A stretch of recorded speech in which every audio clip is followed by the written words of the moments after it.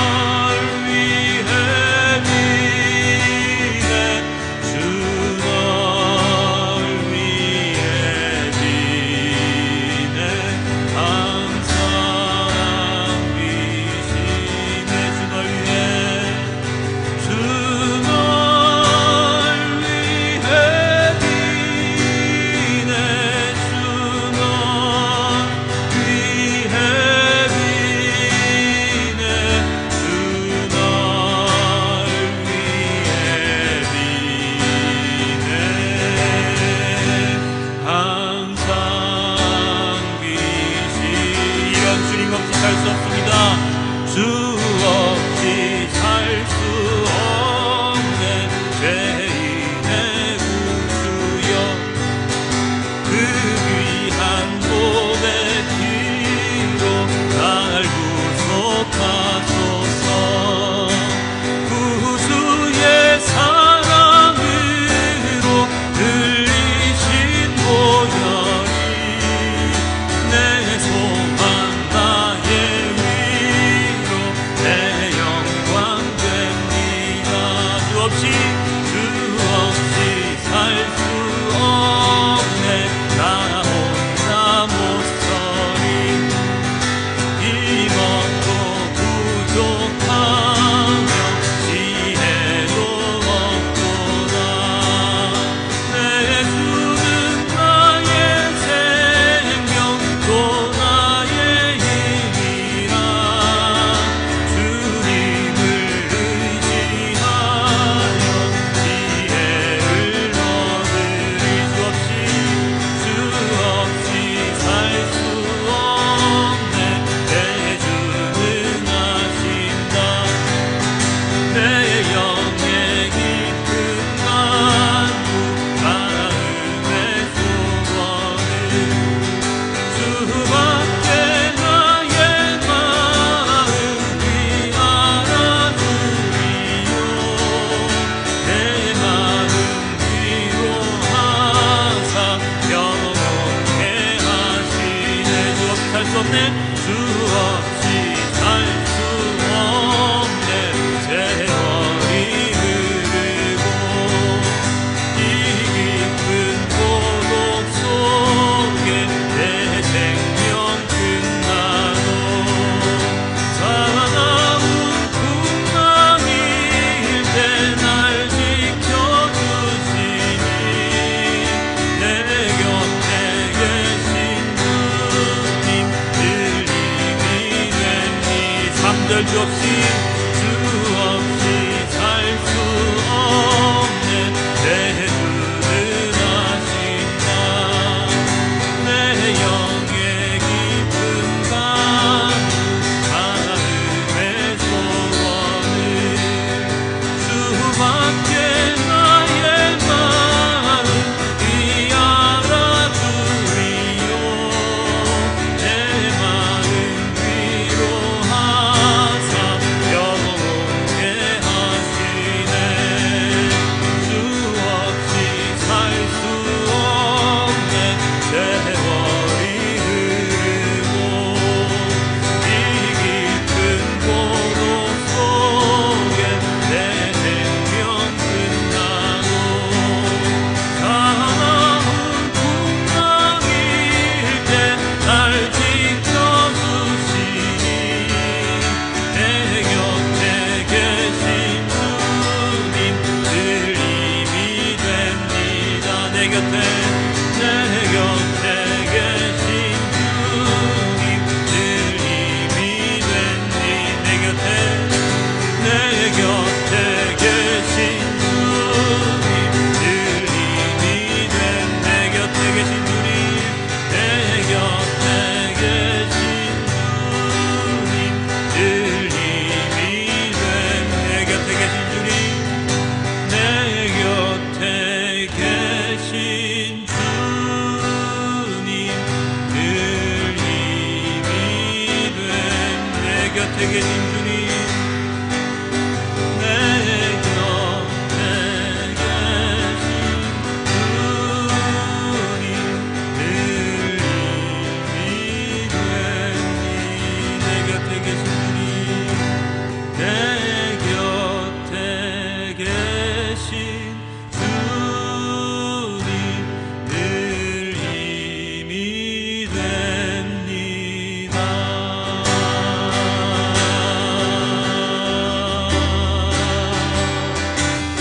내 곁에 계신 주님이 늘 힘이 되는 이유가 무엇입니까? 우리 예수님께서 그 십자가의 고난을 참으사 우리의 구원을 위하여 그 십자가 사역을 온전히 감당하셨기 때문입니다. 사순절 고난 기간입니다. 우리가 함께 주님의 십자가를 찬양하며 주님의 십자가를 함께 지고 나아가고자 하는 그 마음을 주님께 올려드리도록 합니다. 십자가를 참으신 우리도 함께 찬양하도록 하겠습니다. 십자가를 참으신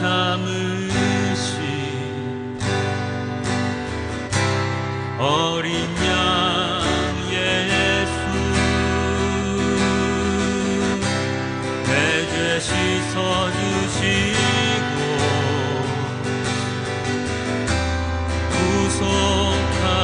구속하셨네. 어둠을 물리치신 세상의 빛 예수, 영광의 빛 비추사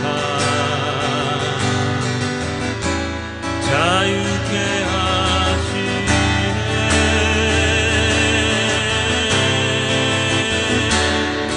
예수 하나님의 완전한 사랑, 예수 하나님의 값없는 은혜, 예수 하나님의 놀라운 지혜, 아름다운 그 이름 예수.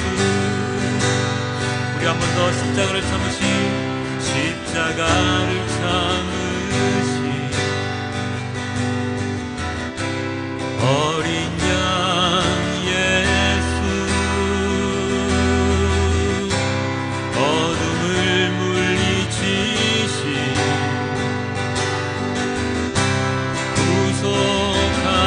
구속하셨네. 어둠을 물리치신, 어둠을 물리치신 세상의 빛 예수, 영광의 빛 비추사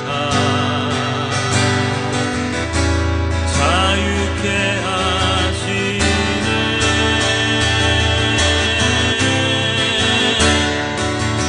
예수 하나님의 완전한 사랑, 예수 하나님의 값없는 은혜, 예수 하나님의 놀라운 지혜, 아름다운 그 이름 예수, 예수 하나님의 완전한 사랑, 예수 하나님의 완전한 사랑, 예수 하나님의 값없는 은혜, 예수 하나님의 놀라운 지혜, 아름다운 그 이름 예수, 아름다운 그 이름 예수, 아름다운 그 이름 예수. 주 같은 분 없네, 주 같은 분 없네. 주께 영광 돌리세. 주 같은 분 없네. 주께 영광 돌리세. 주께 영광 돌리세. 주께 영광 돌리세.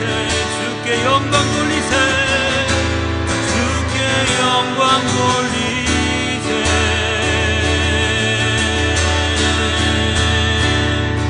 예수 하나님의 완전한 사랑, 예수 하나님의 값없는 은혜, 예수 하나님의 놀라운 지혜, 아름다운 그 이름 예수,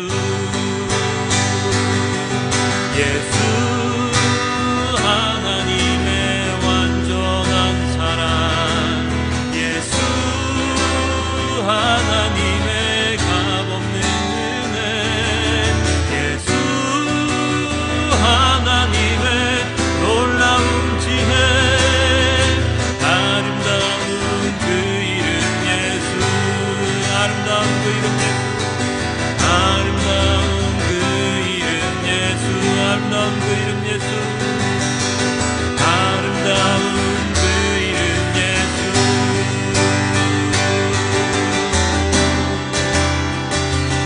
함께 지난 한 주간 지었던 모든 죄 참회의 기도 올려드리도록 하겠습니다. 우리 함께 기도합니다. 사순절 고난이 계속되고 있습니다. 사순절 고난기간이 지나고 나면 부활절이 오지요. 사순절 고난기간이 있기 때문에 부활절도 있게 됩니다. 그 말은 부활이 있기 위해서는 십자가의 고난이 필요했다는, 그리고 십자가의 고난은 하나님께서 이 땅에 내려오셨기 때문에 가능하다는, 그리고 하나님께서 이 땅에 내려오신 것은 바로 죄인인 인간들을 위함이라는, 그리고 주님은 우리를 너무도 사랑하신다는 것을 반증하는 것이겠지요. 그러면 왜 하나님은 우리를 사랑하실까요? 그것은 바로 하나님은 사랑이시라는 하나님의 속성과 더불어서 우리가 죄인인 인간들이 하나님에 의해서 창조되었기 때문입니다. 하나님께서 직접 당신의 모양과 형상대로 인간을 만드셨기에 그 어떤 피조물들보다 더한 사랑을 보여주셨습니다. 인간들에게만 자유의지를 주셨고 그 자유의지를 잘못 사용해서 하나님의 말씀에 따르지 않는 죄를 저질렀음에도 불구하고 하나님께서는 아담과 하와에게 가죽으로 된 옷을 지어 주셨습니다. 그리고 아담과 하와 이후에 태어나는 모든 인간들이 죄인의 신분으로 살아갈 수밖에 없게 되었지만 하나님께로 돌아오겠다고 말하기만 하면 하나님은 모두 받아주셨습니다. 그 일련의 흐름 속에 예수님께서 계시고 십자가의 고난이 있고 부활이 있으며 그리고 오늘날의 교회가 또한 존재하게 되는 것이지요. 이것을 알지 못하면 교회가 왜 이 땅에 존재해야 하는지, 왜 교회에서 믿음을 강조하는지, 그리고 왜 거리에서 시끄럽게 전도한답시고 떠들어대는지를 알 수가 없게 됩니다. 이것을 이해하지 못하기 때문에, 알지 못하기 때문에 그 모든 소리가 소음으로밖에 안 들리지요. 저 또한 그랬습니다. 교회가 너무 시끄러웠습니다. 이웃에게 피해를 줄 정도였고 역에 가면 언제나 교회 사람들이 나와서 잘 부르지도 못하는 노래들을 불렀지요. 그때는 그냥 노래라고 생각했습니다. 그것이 그때는 소음이었습니다. 그런데 그 소음을 이제는 제가 내고 있는 상황이 되었습니다. 그렇게 된 이유가 무엇이겠습니까? 바로 오늘의 본문에 그 이유가 나와 있습니다. 이사야서 55장 3절의 말씀 함께 보겠습니다. 너희는 귀를 기울이고 나에게 와서 들으라. 그러면 너희 영원히 살 것이다. 내가 너희와 영원한 언약을 맺겠으니 이것은 곧 다윗에게 베푼 나의 확실한 은혜다. 하나님께서는 말씀하셨습니다. 나의 말에 귀를 기울이고 나에게 와서 들으라고 말입니다. 그래야지 우리의 영혼이 살 것이기 때문이라고 말하셨습니다. 그것은 하나님께서 우리에게 하신 약속이라고 말입니다. 비밀스러운 약속이 아니라 모든 사람들에게 해당되는 약속이지요.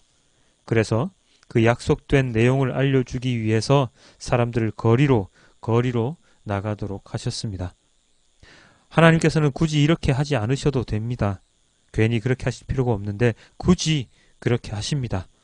전도하게 하시고 찬양하게 하시고 그리고 알지도 못하는 사람들에게 전단지 나눠주면서 교회에 오라고 소개하게 하십니다. 물론 요즘은 불신자들이 교회에 가는 일이 많이 힘들지만 말입니다.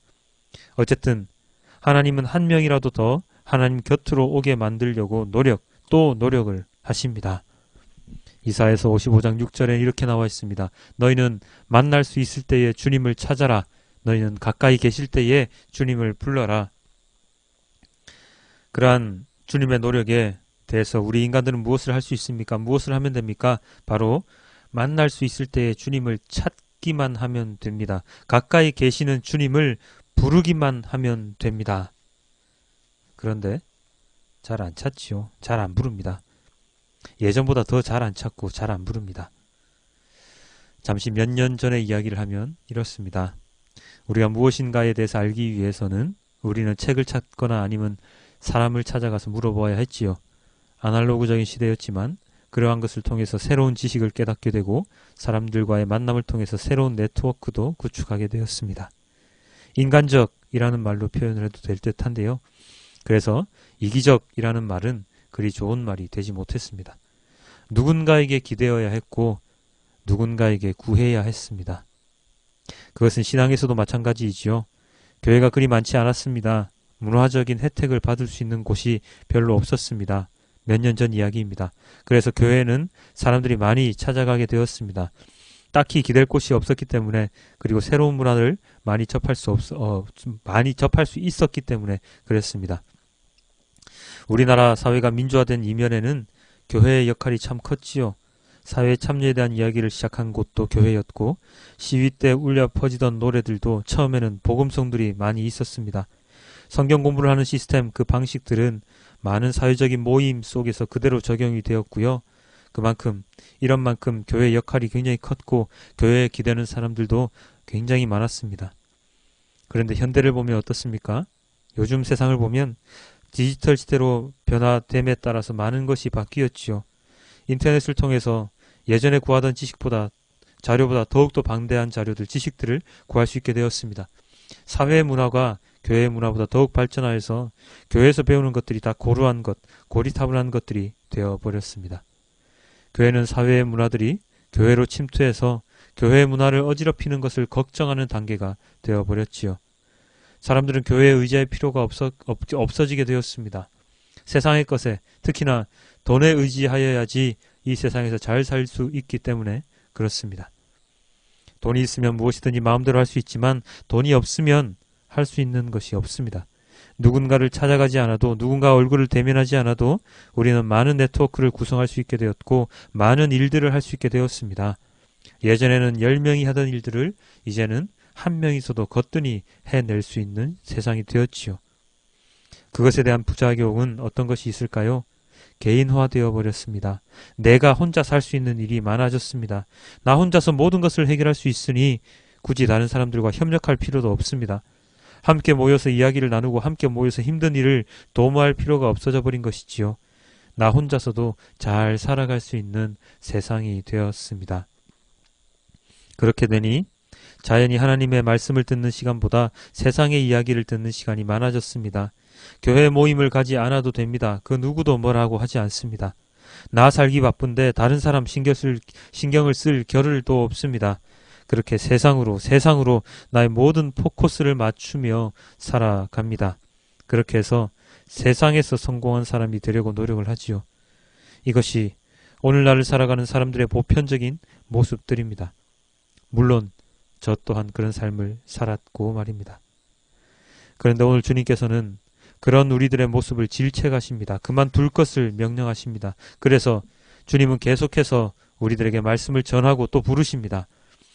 따지고 보면 오늘날의 이 세상의 모습은 1000년 전이나 2000년 전이나 100년 전이나 새로운 기계들의 발전으로 인해서 살아가는 방식이 달라졌을 뿐이지 세상의 구조는 그대로인 듯합니다.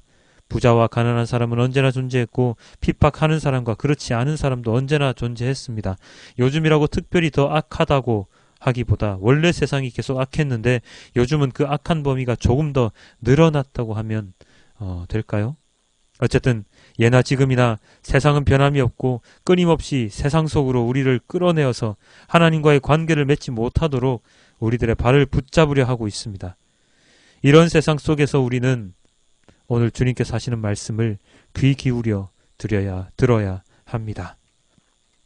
이사야서 55장 7절입니다. 악한 자는 그 길을 버리고 불의한 자는 그 생각을 버리고 주님께 돌아오너라. 주님께서 그에게 긍휼을 베푸실 것이다. 우리의 하나님께로 돌아오너라.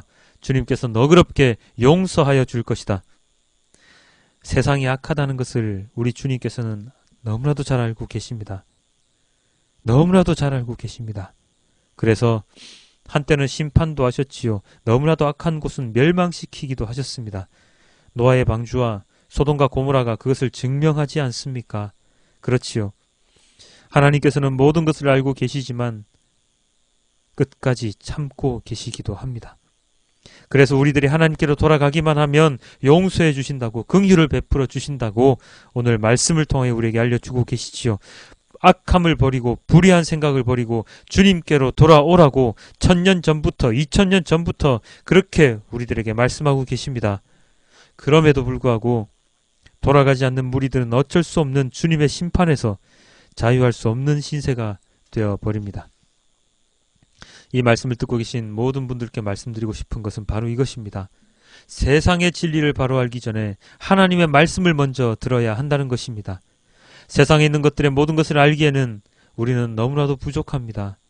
인간들은 이 세상에 있는 모든 현상들의 원인과 결과를 다 알아낼 듯이 연구하고 조사하고 그리고 돈을 들이지만 생각해보면 그 모든 것이 그리 정확하지 않은 인간들의 추측에 불과하다는 것을 알게 됩니다.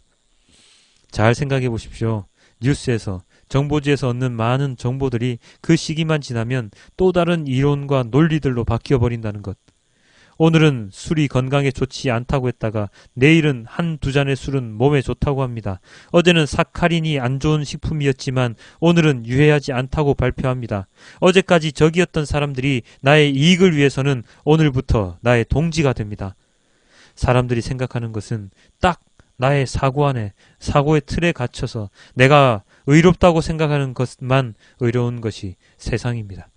내가 의롭다 생각하는데 다른 사람이 의롭지 않다고 생각하면 그것은 절대적인 것이 아니지요. 보는 위치에 따라, 보는 사람에 따라 사물이 달리 보이는 것이 당연하지요. 그렇기 때문에 세상의 것들 중에 절대적인 것은 아무것도 없습니다.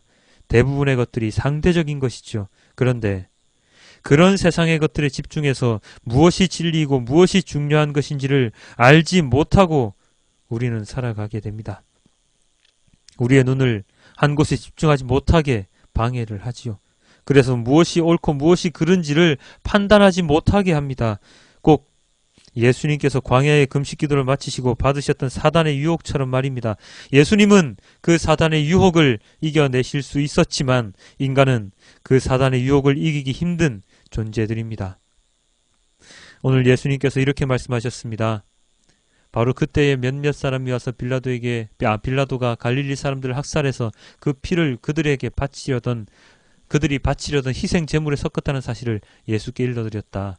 예수께서 그들에게 대답하셨다. 이 갈릴리 사람들이 이런 변을 당했다고 해서 다른 모든 갈릴리 사람보다 더 큰 죄인이라고 생각하느냐? 그렇지 않다.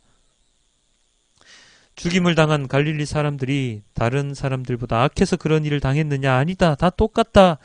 그들이 어쩌면 운이 없었을 뿐이다. 너희들도 똑같이 당할 수 있다. 라고 주님께서 말씀하시죠. 그리고 또 이렇게도 말씀하셨습니다. 또 실로암에 있는 탑이 무너져서 치여 죽은 18사람은 예루살렘에 사는 다른 사람, 모든 사람들보다 더 많이 죄를 지은 사람이라고 생각을 하느냐? 그렇지 않다. 실로암의 탑이 무너져서 죽은 사람들 또한 너희들하고 똑같다. 그러나 그들이 죽었다. 그렇다면 너희들도 그렇게 죽을 수 있다. 그 죽은 사람들이 너희들이었을 수도 있다. 라고 예수님께서 말씀하시지요. 세상 사람들의 조건은 다 똑같습니다. 누구나 다 악하고 누구나 다 죄인입니다. 세상에 의인은 없습니다. 있을 수가 없습니다. 예수님께서 보시기에, 하나님께서 보시기에 모든 사람들은 다 똑같습니다.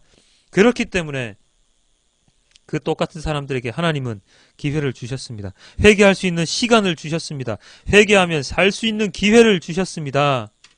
그렇지 않다. 내가 너희에게 말한다. 너희도 회개하지 않으면 모두 그렇게 망할 것이다. 회개하지 않으면 너희도 똑같이 망할 것이다.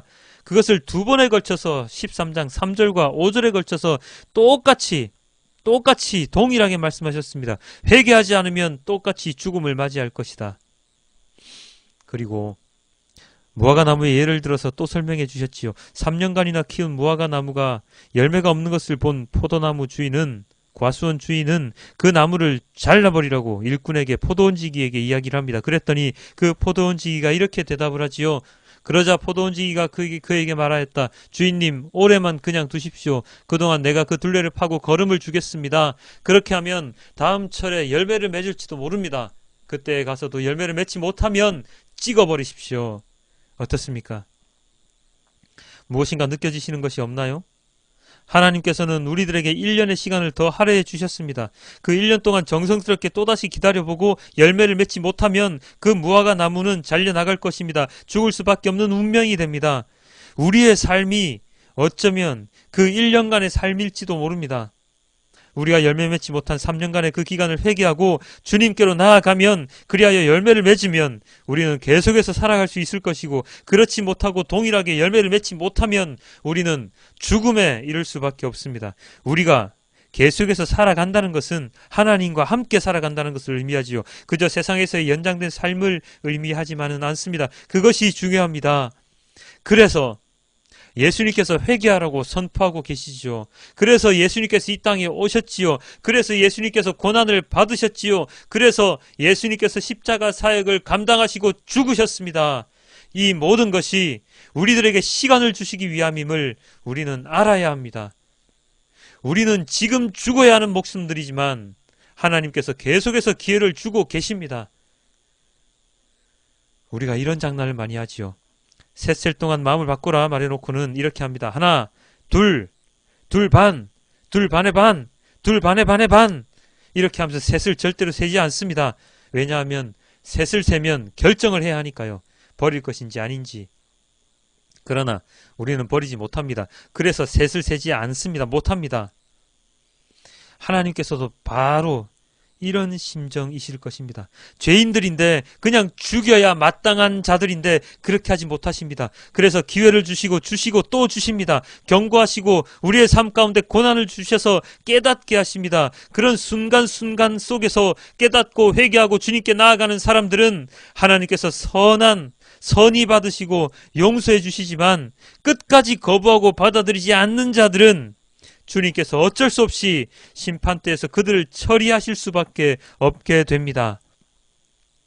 모세가 이스라엘 백성들을 하나님의 명령으로 탈애굽, 탈이집트 시켰습니다. 그런데 이집트를 빠져나올 당시에 살아있던 모든 사람들은 가나안 땅에 들어가지 못했습니다. 그 당시에 살아있던 사람들, 바로 탈애굽 1세대라고 이야기를 하는데요. 그 1세대들 중에 단 2명, 여호수아와 갈렙만 남겨두고 모두 다 죽었습니다. 심지어 모세까지도 가나안 땅에 들어가지 못하고 죽었지요. 고린도전서 10장 11절 이렇게 나와 있습니다. 이런 일들이 그들에게 일어난 것은 본보기가 되게 하려는 것이며 그것들이 기록된 것은 말세에 만난 우리에게 경고가 되게 하려는 것입니다. 바울 사도는 이런 일들을 통해서 우리가 알기를 원한다고 했습니다. 본보기지요. 보고 깨달으라는 말입니다. 우상 숭배를 하면 안 됩니다. 우상들에게 우리의 마음을 빼앗겨서 주님을 바라보지 못하면 안 됩니다. 예수님을 시험하면 안 되는데 우리는 시험합니다. 이거 해주면 저 교회 잘 다닐게요. 떡 하나 주면 안 잡아먹지 하던 전래동화의 그 호랑이처럼 우리들이 조건을 내걸고 우리들의 신앙, 믿음과 저울질을 합니다. 참 웃긴 이야기죠. 그런데 세상은 이 웃긴 이야기를 웃기게 받아들이지 않습니다. 거짓투성이인 세상의 것들은 믿으면서 진리인 주님의 말씀은 믿지 않습니다. 뻔히 보이는데, 그것이 거짓인 것이 뻔히 보이는데 그것을 사실이라고 자신을 세뇌시킵니다. 왜요? 세상의 것은 너무나도 달콤해서 거짓말이라고 해도 내 인생을 다 바칠 만한 가치가 있는데 진리이신 하나님의 말씀은 그 말씀을 지키며 살아가려면 너무나도 힘들기 때문입니다. 달콤한 말씀들은, 나에게 복을 주는 말씀들은 귀가 쫑긋해서 달려가는데 쓴 말씀들은 온전히 하나님의 말씀을 전하는 그러한 곳에는 가지 않습니다. 그래서 이단들에게 마음이 팔려서 이 세상은 잘못된 신앙인들로 넘쳐나게 되었지요. 하나님께서 보시기에 마음이 아프십니다. 기회를 주시는데, 시간을 주시는데도 불구하고 애써 거부하는 인간들의 모습을 보시고서 얼마나 힘이 드시겠습니까? 바울 사도는 우리에게 이렇게 이야기합니다. 여러분은 사람이 흔히 겪는 시련밖에 다른 시련을 당한 적이 없습니다.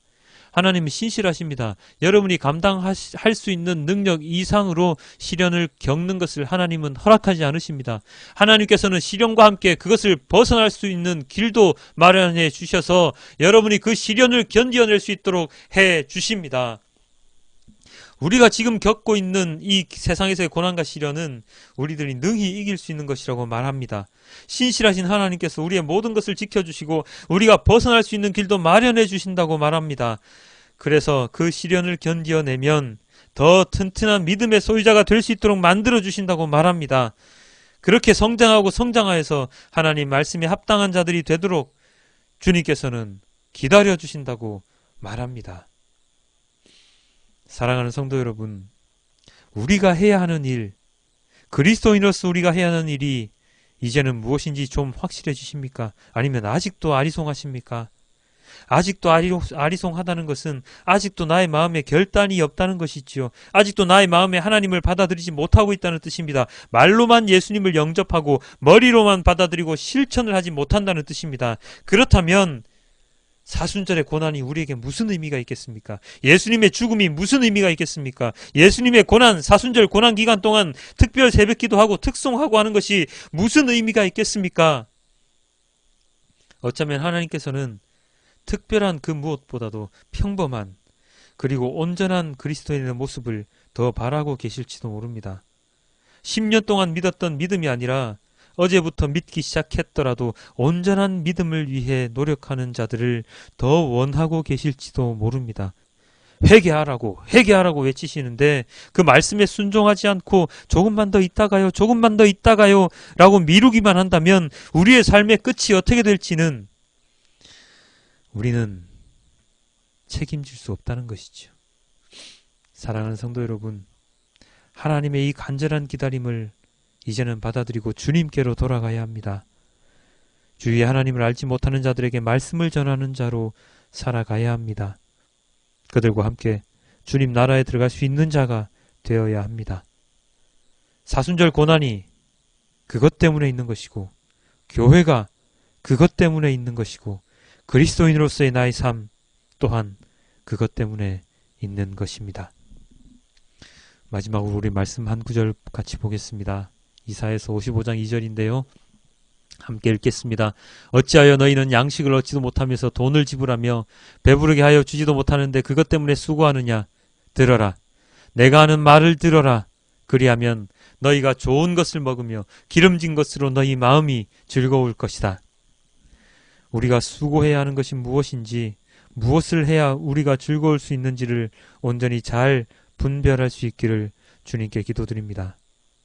이번 한 주간 어떠한 시련이 오더라도 참고 견뎌내며 우리의 할 일을 제대로 찾아서 해내는 우리 모두가 되길 주님께 기도드립니다. 우리 함께 찬양하시고 우리 함께 기도할 텐데요. 우리 오늘의 말씀을 기억하며 오늘의 말씀을 생각하며 우리 찬양하며 기도하도록 하겠습니다. 세상 흔들리고 사람들은 변화해도 언제나 주님을 믿으며 주님을 섬기며 살아가는 우리 모두가 되길 주님께 기도드립니다. 오직 믿음으로 함께 찬양합니다. 세상 흔들리고 사람들은 변하여도 나는 주를 섬기리. 주님의 사랑은 영원히 변하지 않네.